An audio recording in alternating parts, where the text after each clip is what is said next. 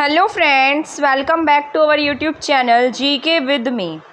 तो आज की जो हमारी क्लास रहने वाली है वो रहेगी आपके मॉडर्न हिस्ट्री से रिलेटेड। इस क्लास में मैं आपको मैंने जैसा कि आपको पता है इससे पहले हमने सोशल साइंस में पॉलिटी के चैप्टर्स कंप्लीट किए हैं। आपको पता होगा मैंने आपको पॉलिटी कंप्लीट पढ़ा दिया है।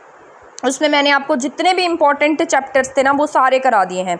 शायद आपकी 14 to 15 क्लास हैं जो प्लेलिस्ट में है सोशल साइंस की पॉलिटी से रिलेटेड। ठीक है, अगर आपने वो क्लासेस नहीं देखी हैं तो आप हमारे चैनल पर जाकर वो क्लासेस देख सकते हैं, प्लेलिस्ट बनी हुई है। साथ साथ जनरल अवेयरनेस की क्लासेस मिलेंगी आपको, स्टैटिक जीके की क्लासेस मिलेंगी प्लेलिस्ट में, तो वो भी आप जाकर चेक कर सकते हैं। लेकिन अब जो हम पढ़ना शुरू कर रहे हैं उसमें हम पढ़ेंगे आपकी मॉडर्न हिस्ट्री के कुछ टॉपिक्स के बारे में। ये हम 1857 की क्रांति से शुरू करेंगे और इस मतलब जैसे कुछ गवर्नर जनरल रहे हैं, वाइसरॉय रहे हैं।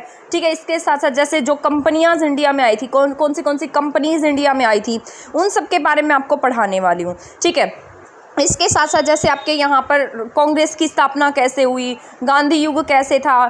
ठीक है, ये सारा का सारा हम पढ़ने वाले हैं क्योंकि ये इंपॉर्टेंट है और इसमें से ना पहले एग्जाम में पूछा भी गया है। फिर अगर हमें टाइम लगेगा ना तो फिर मैं आपको जैसे बौद्ध धर्म है, जैन धर्म है, हड़प्पा है, मोहनजोदड़ो है, इन सब के बारे में भी पढ़ा दूंगी क्योंकि ये ऐसे टॉपिक होते हैं जिसमें से क्वेश्चंस आते हैं। ठीक है, तो हमारा इस तरीके से आपका पॉलिटी का सेक्शन और ये जो आपका हिस्ट्री का सेक्शन है ये कंप्लीट हो जाएगा। तो इसमें भी ना आपको ज़्यादा क्लासेस नहीं देखने को मिलेंगी। मॉडर्न हिस्ट्री में भी आपकी 10 से 15 क्लासेस होंगी, ज़्यादा क्लासेस आपकी नहीं होंगी। जैसे आपकी पॉलिटी की क्लासेस थी वैसे ही आपकी ये हिस्ट्री की क्लासेस रहने वाली हैं। ठीक है, तो इसको ध्यान से देखना, PDF मैं शेयर कर दूँगी टेलीग्राम चैनल पर।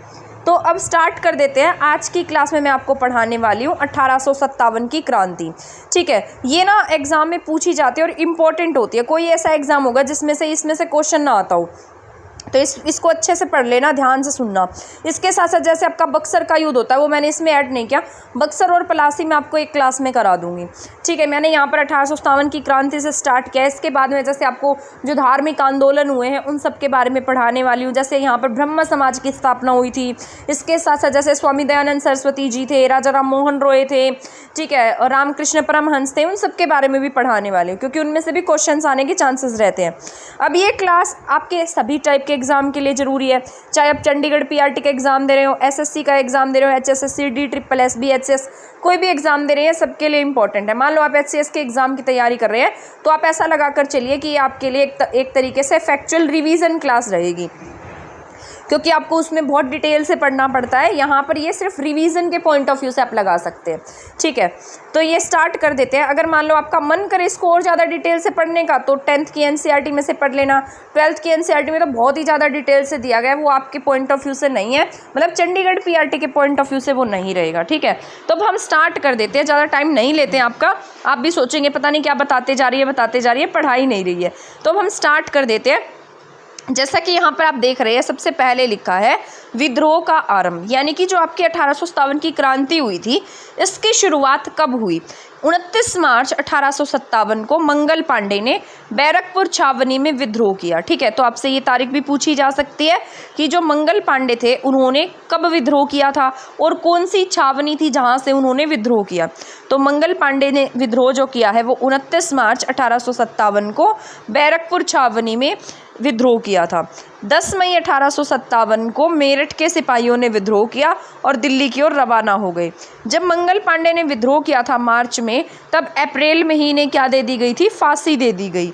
ठीक है, तो मंगल पांडे को जैसे फांसी हुई तो इनके जो दोस्त थे, मित्र थे, मतलब एक तरीके से सिपाहियों में क्या हो गया, रोष फैल गया। और ये जैसे ही मान लो बाजार वगैरह में जाते सिपाही या कहीं भी जाते तो जैसे बाजार में और लोग होते थे, महिलाएं होती थी, वो सिपाहियों को ताने कसती थी कि तुम्हारे दोस्त किस तरीके से मतलब इनको मौत के घाट उतार दिया गया और तुम चुप हो, कुछ नहीं बोले हो।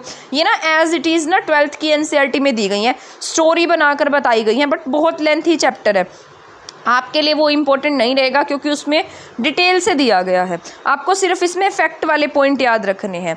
ठीक है, तो इस तरीके से ना वो महिलाएं इन्हें बोलती थी कि तुमने क्या नहीं किया, इनका साथ नहीं दिया। तो इस एक ये वाली बात भी थी कि इनके मन में ये बात घर करने लगी। तो तो ये इनके मन में भी क्रांति की भावना उत्पन्न हो गई। तो 10 मई 1857 को मेरठ के सिपाहियों ने क्या कर दिया, विद्रोह कर दिया और ये दिल्ली की ओर क्या हो गए, रवाना हो गए। इसके बाद में यहाँ मैंने अभी आपको बताया ही है, मंगल पांडे ने जैसे मार्च में विद्रोह किया है, तो मार्च में विद्रोह करने के साथ साथ इन्हें 8 अप्रैल को क्या दे दी जाती है, फांसी दे दी जाती है। और इनकी फांसी के बाद 10 मई 1857 को जो क्रांतिकारी थे, जो सिपाही थे, उन्होंने कहाँ पर विद्रोह शुरू कर दिया, मेरठ में विद्रोह शुरू कर दिया। और ये विद्रोह कहाँ की ओर रवाना हो गया, दिल्ली की ओर रवाना हो गया। इसके साथ साथ मेरठ से विद्रोही सैनिकों ने दिल्ली मार्च कर 11 मई 1857 को बहादुर शाह जफर को भारत का बादशाह घोषित कर दिया। तो ये आप सभी को पता है। जैसे ही मान लीजिए, जैसे ये सिपाही जो 10 मई को यहाँ मेरठ से चले थे और चलते चलते कहाँ जहाँ पहुँचे, ये 11 मई 1857 को बहादुर शाह जफर के लाल किले में जा पहुँचे। और इस तरीके से बैकडोर से इन्होंने एंट्री की। वहाँ पर बहादुर शाह जफर जो था वो नमाज वगैरह पढ़कर फ्री हुआ था उस समय। और उसने क्या किया कि मतलब जैसे ही ये सिपाही गए तो उन्होंने बहादुर शाह जफर को चारों तरफ से घेर लिया। अब बहादुर शाह जफर जो था वो एज्ड भी हो चुका था। अब वो इनकी बात अगर नहीं मानता तो इसकी जान पर खतरा था। तो बहादुर शाह जफर ना चाहते हुए भी उसे क्या बनना पड़ा, इनका नवाब बनना पड़ा, एक तरीके से बादशाह बनना पड़ा, क्योंकि उन्होंने इसे क्या घोषित कर दिया कि ये क्या है, हमारा बादशाह है। 1857 की क्रांति का क्या करेगा, ये हमारा लीडर बनेगा। इसके साथ साथ जैसे दिल्ली के जो सैनिक थे उनका नेतृत्व कौन कर रहा था, बख्त खान कर रहा था। धीरे धीरे 1857 का विद्रोह देश के अन्य भागों में भी क्या हो गया, फैल गया। इसके साथ साथ अब हम पढ़ लेते कि कहाँ से किसने विद्रोह किया था, किसने क्रांति की थी। जैसे लखनऊ है, लखनऊ से जो क्रांति थी वो 4 जून 1857 को बेगम हजरत महल थी, जिसने अपने बेटे अल्पायु पुत्र था इसका बिरजिस कादिर, उसको क्या घोषित कर दिया कि ये क्या है, यहाँ का नवाब है। ठीक है, तो 4 जून 1857 को यहाँ पर, ठीक है, जिसका अल्पायु पुत्र था बेगम हजरत महल का, जिसका नाम था बिरजिस कादिर, इसे क्या घोषित कर दिया कि ये क्या बनेगा, नवाब बनेगा। क्योंकि उस समय ना ये जो अंग्रेज थे वो जिनके मतलब बेटे बच्चे नहीं होते थे उनसे क्या करते थे, साम्राज्य को हड़प लेते थे। तो इस प्रकार जो बेगम हजरत महल थी उन्होंने 1857 की क्रांति में अपने जो इनके जो अल्पायु पुत्र थे बिरजिस कादिर, उन्हें नवाब घोषित कर दिया। तो ये कहाँ से घोषित किए गए नवाब, लखनऊ से नवाब घोषित किया गया था। इसके बाद फिर कानपुर की बात कर लेते हैं। तो कानपुर में 5 जून 1857 को विद्रोह, यहाँ पेशवा बाजीराव सेकंड के पुत्र नाना साहेब ने विद्रोह का नेतृत्व किया, जिसमें उनकी सहायता किसने की थी, तात्या टोपे ने की थी। तो ये भी इंपॉर्टेंट हो जाता है। कानपुर में कौन थे, बाजीराव सेकंड के पुत्र थे नाना साहब। इन्होंने क्या किया था, विद्रोह का नेतृत्व किया था। और इसकी सहायता किसने की, इसमें तात्या टोपे ने की। वैसे ही झांसी से आप सभी को पता है, झांसी की रानी थी। ठीक है, तो ये सारी बातें आपको याद रख लेनी है। इसके बाद अब ये जान लेते हैं हम कि विद्रोह के कारण क्या क्या रहे, क्या क्या कारण थे जिनकी वजह से जो 1857 की क्रांति है ये मतलब एक तरीके से इसने उग्र रूप ले लिया। 1857 की जो आपकी क्रांति है ना, इसे स्वतंत्रता संग्राम का पहला आंदोलन कहा जाता है, क्योंकि ये सबसे बड़ी क्रांति थी। लेकिन ना ये मतलब एक बात ये भी है कि जो 1857 की क्रांति है उस समय में ना इतने ज़्यादा पढ़े लिखे लोग नहीं थे, अवेयर नहीं थे कि वो क्या लिखते, पुस्तकें लिखते। तो बहुत ज़्यादा साक्ष्य नहीं मिले हमें हमारे इंडिया की तरफ से। लेकिन जो ब्रिटिशर्स थे ना वो बहुत ज़्यादा चालाक थे, तो उन्होंने क्या कहा कि जो 1857 की क्रांति वो बहुत छोटी सी क्रांति हुई थी। लेकिन असल बात ये नहीं थी कि जो 1857 की क्रांति है उसने एक बड़ा रूप लिया था, इसलिए हमने इसे किसका नाम दिया कि ये हमारे स्वतंत्रता आंदोलन का पहला संग्राम था। विद्रोह के कारण की अगर बात की जाए तो विद्रोह के कारण में जैसे लॉर्ड डलहौजी की यहाँ पर हड़प नीति थी कि जिसका भी बेटा नहीं है खुद का, वो क्या कर लेते थे, वहाँ पे उसका शासन हड़प लेते थे। तो ये डलहौजी की नीति थी सबसे पहली, तो इस वजह से भी लोगों के मन में बहुत ज़्यादा रोष फैला हुआ था। इसके साथ साथ जो वेलेजली आया था उसने क्या किया था, सहायक संधि थोपने का काम किया था कि मतलब जिस तरीके से जब ज़रूरत पड़ेगी आप हमारी सेना का खर्चा तो आप उठाएंगे, लेकिन जब ज़रूरत होगी तब हम सेना देंगे, इस तरीके का कुछ था। लॉर्ड वेलेजली की सहायक संधि थी ये। ठीक है, इसके साथ साथ यहाँ पर ईसाई धर्म का प्रचार प्रसार था, यानी कि जो क्रिश्चियनिटी थी उसको ये क्या करने लगे थे, बहुत ज़्यादा बढ़ाने लगे थे, अपने ईसाई धर्म के प्रचार के लिए लोगों को भेजने लगे थे। भारतीयों का आर्थिक शोषण हो रहा था।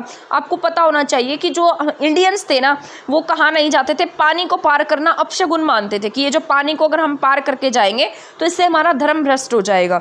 तो ऐसी मतलब ऐसा हम सोचा करते थे। लेकिन जो ये ब्रिटिशर्स होते थे अपने फ़ायदे के लिए क्या कराते थे, हम भारतीय भारतीयों को पानी पार करा के दूसरे देशों में भेजा करते थे, और उसके बदले में इन जो हमारे जो भारतीय सैनिक थे उन्हें मतलब तनख्वाह भी नहीं दी जाती थी, एक तरीके की सैलरीज भी नहीं दी जाती थी, जिस वजह से भारतीयों में क्या था, एक रोष था। अब यहाँ पर पदोन्नति की बात कर लेते हैं। जैसे प्रमोशंस होती है आज के टाइम पर, वैसे पहले भी प्रमोशन हुआ करती थी, तो उसमें भारतीयों को कोई अवसर नहीं दिया जाता था। तो प्रमोशन के लिए भी किसे अवसर मिलते थे, जो पदोन्नति होती है उसके लिए भी उन्हीं ब्रिटिशर्स को प्रमोशन मिलती थी। काम भारतीय करते थे लेकिन प्रमोशन ब्रिटिशर्स ले जाते थे। अब यही मैंने बात आपको बताई है, भारत की सीमाओं से बाहर युद्ध के लिए भेजा जाना, ही वही पानी पार करके भिजवाते थे, जिसको हम क्या मानते थे, अपशगुन मानते थे, और हम ये मानते थे कि हमारा धर्म भ्रष्ट हो जाएगा। तथा इसके बाद है अतिरिक्त भत्ता ना देना, और साथ साथ जो जैसे मान लो युद्ध के लिए बाहर ले गए, एक्स्ट्रा काम करा रहे हैं, तो उसके लिए एक्स्ट्रा पैसे भी नहीं देते थे। पर इसका जो मुख्य कारण है वो ये है कि चर्बी युक्त कारतूस, मुख्य कारण क्या है, ये चर्बी युक्त कारतूस था। तो ये इसके पीछे एक स्टोरी है। जैसे ये जो मतलब सैनिक थे, तो जो सैनिक थे ना, उनमें से एक सैनिक जो था वो एक लुटिया सी पड़ी थी, उसमें से ना पानी पी रहा था, और पानी पीते पीते उसी मतलब आपको पता है उस समय जो देश था वो ऊंची जाति नीची जाति इस तरीके से बटा हुआ था। तो उसमें से ना एक नीची जाति के व्यक्ति ने क्या किया, पानी पी लिया, और दूसरे व्यक्ति ने उसको क्या कहा कि तुम इसमें से पानी क्यों पी रहे हो, यहाँ पर तो तुम्हारा पानी पीना अलाउड नहीं है। आप सभी को पता है उस समय ऐसी प्रथाएं लागू थी। तो वहाँ पर उस सैनिक ने उसे कहा कि ऐसे तो तुम्हारा भी धर्म भ्रष्ट हो जाएगा, क्योंकि जो ये तुमसे जो कारतूस छिलवाते हैं उस पे गाय और सुअर की क्या लगी हुई है, चर्बी लगी है। तो इस बात से इन लोगों में इतना ज़्यादा रोष फैल गया कि 1857 की क्रांति करने पर मजबूर हो गए। तो सबसे बड़ा और तात्कालिक कारण अगर पूछा जाता है तो वो चर्बी लगे कारतूस है, यानी कि चर्बी युक्त कारतूस है। ठीक है, इसको प्रयोग करने से सैनिकों में क्या हो गया, आक्रोश फैल गया। यह 1857 की क्रांति का तात्कालिक कारण था। आपसे तात्कालिक कारण या इंपॉर्टेंट कारण पूछा जाएगा तो आप क्या टिक करेंगे, चर्बी युक्त कारतूस। ठीक है, क्योंकि उनके जो भी हथियार वगैरह होते थे, जो भी ये छीला करते थे ऊपर, उनके ऊपर क्या लगा होता था, चर्बी लगी होती थी। तो चर्बी लगे कारतूस कह सकते हैं इसका क्या था, 1857 की क्रांति का तात्कालिक कारण था। तो ये इसका इम्पोर्टेंट कारण है। वैसे तो इसका सभी कारण है, लेकिन जो तात्कालिक कारण है वो क्या है, चर्बी लगे कारतूस है। इसके बाद प्लासी के युद्ध के बाद निरंतर भारत का क्या होता रहा, शोषण होता रहा, जो शायद जन असंतोष का सबसे बड़ा कारण था। आपको पता है 1757 में प्लासी का युद्ध हुआ, उसके बाद में बक्सर का युद्ध होता है 1764 में, एंड देन ये 1857 की क्रांति सामने आती है एक बड़े युद्ध के रूप में। आपको पता है प्लासी के बाद से लेकर प्लासी के बाद जब सिराजुद्दौला को मौत के घाट उतार दिया गया, तो बंगाल जो स्टेट थी वो बहुत ज़्यादा रिवेन्यू कलेक्ट करती थी, तो वो सारा का सारा अब ब्रिटिशर्स के हाथ में आ गया। और बक्सर की लड़ाई के बाद जो दीवानी थी, दीवानी का मतलब होता है जो रिवेन्यू सिस्टम था, वो सारा का सारा इन्होंने अपने हाथों में ले लिया। उसके बाद से जो ब्रिटिशर्स थे वो बहुत ज़्यादा शक्तिशाली होने लगे और हम लोगों का क्या करने लगे, शोषण करने लगे। तो 1857 आते आते लोगों में इतना ज़्यादा रोष भर गया कि इन्होंने इतनी बड़ी क्रांति कर दी। तो प्लासी के युद्ध के बाद निरंतर भारत का शोषण होता रहा, जो शायद जन असंतोष का सबसे महत्वपूर्ण कारण था। इसके बाद यहाँ पर है असफलता के कारण, कि जो 1857 की क्रांति है वो इतनी बड़े स्तर पर हुई थी, फिर भी ये असफल क्यों रही, मतलब सफल क्यों नहीं हो पाई, हम ब्रिटिशर्स को क्यों नहीं भगा पाए। तो इसमें सबसे बड़ा कारण तो ये था कि हम में क्या थी, नेतृत्व की कमी थी। कोई ऐसा मतलब एक तरीके से नेतृत्व करता नहीं था, क्योंकि उस समय हमने बहादुर शाह जफर को क्या बना दिया, वो लीडर बना दिया था, पर वो तो बूढ़ा हो चुका था और वो नेतृत्व करने के लायक भी नहीं था। उसमें संगठन और एकता का अभाव था, मतलब लोग भी आपस में क्या थे, बटे हुए थे। ब्रिटिशर्स ने क्या किया, लोगों को आपस में बांट दिया। इन्होंने क्या कहा कि जो एक तो जो आपका पंजाब था ना, पंजाब ने भी इसमें भाग नहीं लिया। पंजाब ने इसलिए इसमें भाग नहीं लिया क्योंकि ब्रिटिशर्स जो थे वो बहुत ज़्यादा चालाक थे। उन्होंने ना जो पंजाब के लोग थे उनके मन में ये बात फैला दी कि इन्होंने मुगल बादशाह को क्या बना दिया है, इसका बादशाह बना दिया है। और जो औरंगजेब वगैरह थे उन्होंने जो सिखों के गुरु हैं उनको क्या कर दिया था, मतलब उनको मार दिया था। जैसे गुरु अर्जुन देव थे और जैसे गुरु तेग बहादुर थे, तो उन्होंने शहीदी दी थी वहाँ पर। इस तरीके से उन्होंने मतलब जो ब्रिटिशर्स होते हैं उन्होंने उनका माइंड क्या कर दिया, एक तरीके से बदल दिया। तो पंजाब भी 1857 की क्रांति में हिस्सा लेने नहीं आया। पंजाब में बहुत ज़्यादा बड़ी मात्रा में जनसंख्या रहती थी और उनमें यूनिटी भी थी। तो इस तरीके से नेतृत्व की कमी थी, संगठन की कमी थी, एकता का अभाव था। इसके बाद में उच्च और मध्य वर्ग के अधिकांश लोग, जैसे बड़े वर्ग के लोग हैं, सूदखोर थे, व्यापारी व्यापारी वर्ग थे, बंगाल के जमींदार थे, ये किसके प्रति वफादार रहे? अंग्रेजों के प्रति वफादार रहे, क्योंकि इन्हें तो फायदा ही होता था उस समय में। मार तो गरीब जनता की हुआ करती थी, क्योंकि ये अंग्रेजों को कुछ डिस्काउंट देते थे और गरीब लोगों से पैसा लूटने का काम करते थे। तो इसलिए इन्होंने भी बोलना जरूरी नहीं समझा, ये भी 1857 की क्रांति में शामिल नहीं हुए। आधुनिक शिक्षा प्राप्त भारतीयों में भी विद्रोहियों का साथ नहीं दिया। मतलब अब अंग्रेजी शिक्षा वगैरह भी आ गई थी, तो इस समय में क्या था कि जो अंग्रेजी शिक्षा प्राप्त जो भी व्यक्ति थे उन्होंने भी जो मतलब जो 1857 की क्रांति है उसमें भाग नहीं लिया, ये अपना काम करते रहे।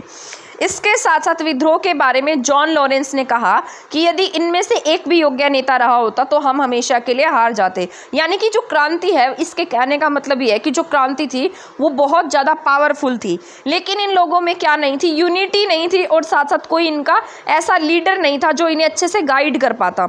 इस व्यक्ति अगर मान लीजिए इनमें एक भी व्यक्ति अच्छा लीडर होता तो ये क्या करते? हमेशा के लिए हार जाते और इन्हें हमेशा के लिए इंडिया छोड़कर यहाँ से भागना पड़ता। अब हम पढ़ लेते हैं विद्रोह का प्रभाव, कि इसके क्या क्या प्रभाव हुए। इसका प्रभाव यह हुआ कि देश से कंपनी का शासन हटके किसका शासन आ गया? ब्रिटिश सरकार ने यहाँ पर कंपनी का शासन स्थापित कर दिया और पूरा का पूरा जो भी अधिकार है वो अपने हाथों में ले लिया। अब मान लो इसका एक अच्छा बेटर तरीका मैं बताती हूँ। मान लो हमारे यहाँ पर कोई अमेरिका की कंपनी है जो क्या कर रही है? व्यापार कर रही है, ठीक है। मान लो अमेरिका की कोई कंपनी है जो इंडिया में व्यापार करने के लिए आई है और यहाँ पर व्यापार कर रही है, लेकिन ये क्या करती है? मतलब इतना ज़्यादा यहाँ पर अपना शासन स्थापित कर लेती है, एक तरीके से तानाशाह हो जाती है। और कुछ इंडिया में ऐसा होता है जिसकी वजह से इनके विरुद्ध हो जाते हैं, तो अमेरिका क्या करता है कि इस कंपनी को कहता है कि तू यहाँ से हट, अब पूरा का पूरा शासन कौन करेगा? मैं संभालूंगा। फॉर एग्जाम्पल बता रही हूँ मैं आपको बस ये, तो उस समय में भी यही हुआ था। फॉर एग्जाम्पल बस आपको एक्सप्लेन करने के लिए बताया है, उस समय में भी यही था कि जैसे पहले कौन थी? ब्रिटिशर्स की कंपनी थी, छोटी सी ये ब्रिटिशर्स कंपनी थी, लेकिन जब ये कंपनी ने ऐसे यहाँ पर एक तरीके से लोगों में क्रांति की भावना पैदा कर दी, तो ब्रिटिश सरकार को लगा कि इस तरीके से तो ये भारत में से जो हमारे पास पैसा आता है वो तो हमारे हाथों से चला जाएगा। तो ब्रिटिश सरकार ने क्या किया? पूरा का पूरा शासन क्या कर दिया? अपने हाथों में ले लिया। तो भारत सरकार अधिनियम 1858 पारित किया और इसके तहत सारा का सारा शासन किसके हाथों में आ गया? महारानी ब्रिटेन या फिर क्राउन के हाथों में आ गया, ब्रिटिश क्राउन के हाथों में आ गया। तो बस ये मैंने आपको समझाने के लिए एक्सप्लेन किया है। इसके बाद में है क्रांति के समय BEIC का गवर्नर कौन था? ये भी पूछा जा सकता है कि जब 1857 की क्रांति हुई थी तब उस समय में जो BEIC है, कंपनी का गवर्नर कौन था? तो उस समय में गवर्नर था लॉर्ड कैनिंग। इसके बाद 1857 की क्रांति के समय ब्रिटेन का राजा कौन था? पामहर्स्ट था। तो ब्रिटेन में जो शासन कर रहा था उसका नाम क्या था? पामहर्स्ट, और यहाँ पर गवर्नर कौन है? कैनिंग है। इसके बाद 1857 की क्रांति के बाद में जब भारत सरकार अधिनियम 1858 पारित किया गया, तब उस समय जो ये कंपनी का गवर्नर होता था इसे क्या बना दिया गया? भारत का वॉइसरॉय बना दिया गया। तो 1857 के बाद में जो वॉइसरॉय है वो भी कौन बनता है? कैनिंग ही बनता है। इसके बाद में हम बात कर लेते हैं 1857 की क्रांति के सिंबल के बारे में। यहाँ पर ना एक सिंबल था, मतलब एक तरीके से जैसे लोगों को पता कैसे लगा कि कौन से एरिया में क्रांति करनी है? तो ये लोग क्या करते थे? कहीं कहीं पर कमल और कहीं कहीं पर रोटी, मतलब रात को चपातियाँ बनाते और सुबह क्या करते? उसे एक गाँव से दूसरे गाँव में, दूसरे गाँव से तीसरे गांव में ऐसे बांटा करते थे। ये मतलब एक तरीके से ये बताना चाहते थे कि हम अब क्या करने वाले हैं? क्रांति करने वाले हैं। और इसी तरीके से ये कमल का फूल भी इसमें सिंबल रहा था। तो क्रांति का सिंबल अगर आपसे पूछा जाए तो इसमें कमल क्रांति का सिंबल था और साथ साथ जो रोटी होती है वो भी क्रांति का सिंबल थी। अब यहाँ पर जो 1857 की क्रांति है वो पूरी तरीके से असफल हो जाती है और जो बहादुर शाह जफर होता है, जो ये इससे लाल किला मतलब छीन लिया जाता है बहादुर शाह जफर से, और इसके जो बेटे होते हैं उन्हीं के सामने इनके बेटों की गर्दन काट दी जाती है, सबको मार दिया जाता है और बहादुर शाह जफर और उसकी पत्नी को जेल में, मांडले जेल में भेज दिया जाता है और बाद में उनकी वहाँ पर डेथ हो जाती है। तो इस तरीके से मुगल एम्पायर पूरी तरीके से ख़त्म हो जाता है और यहाँ पर हमारे जो क्रांति थी वो भी पूरी तरीके से ब्रिटिश सरकार ख़त्म कर देती है। तो यहाँ पर 1857 की क्रांति आज आपकी कंप्लीट हो गई है। इसके बाद मैं आपको नेक्स्ट क्लास में पढ़ाऊंगी जो भी आपके सामाजिक आंदोलन है उनके बारे में, जैसे हमारे यहाँ पर समाज सुधारों को लेकर क्या क्या काम किए गए, जैसे ब्रह्म समाज की स्थापना हो गई, रामकृष्ण परमहंस हो गया। तो ये सारा का सारा मैं आपको पढ़ाने वाली हूँ, वो क्लास भी आपकी इंपॉर्टेंट रहने वाली है। तो नेक्स्ट क्लास तक भी आप हमारे चैनल के साथ बने रहिएगा। मिलेंगे अब हम नेक्स्ट क्लास में हमारे नेक्स्ट टॉपिक के साथ। तब तक आप इस क्लास को देख लीजिएगा और एक बार इसे रीड कर लीजिएगा। अगर आपका ज़्यादा मन करता है तो 10th की बुक में भी दी गई है, तो 10th की बुक से भी पढ़ लीजिएगा, ठीक है। 1857 की क्रांति, वहाँ से भी पढ़ेंगे तो भी आपको अच्छे से समझ में आ जाएगा। अगर आपके पास बुक है तो, नहीं है तो फिर यहाँ से पढ़ लेना, पीडीएफ से पढ़ लेना या ल्यूसेंट की बुक से पढ़ लेना, वहाँ से भी अच्छे से आपको समझ में आ जाने वाला है। तो अब मिलेंगे हम नेक्स्ट क्लास में नेक्स्ट टॉपिक के साथ। तब तक आप हमारे चैनल के साथ बने रह सकते हैं। अगर आपने हमारा चैनल सब्सक्राइब नहीं किया है तो प्लीज़ सब्सक्राइब कर दीजिए। वीडियो को शेयर नहीं किया है तो प्लीज़ शेयर भी कर दीजिए। ठीक है।